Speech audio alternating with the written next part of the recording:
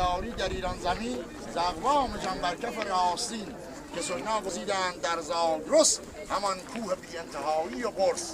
در این مملکت از زمان قدیم اگر مستقیم یا که نامستقیم چو تاریخ بگذشته گردد مرور و هر کار دارد عشایر حضور.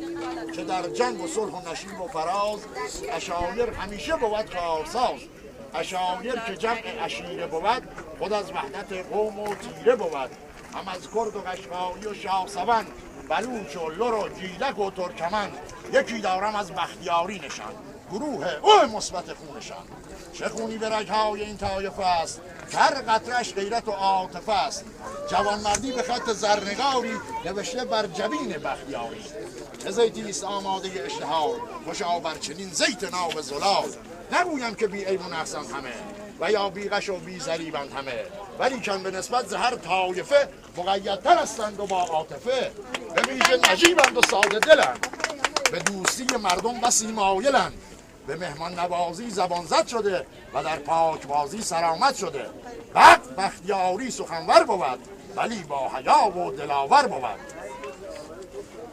بختیاری سخنور بود ولی با حیا و دلاور بود. چه گویم از این قوم و از این تبار که هم بختیارند و هم بختیار. بختیارتان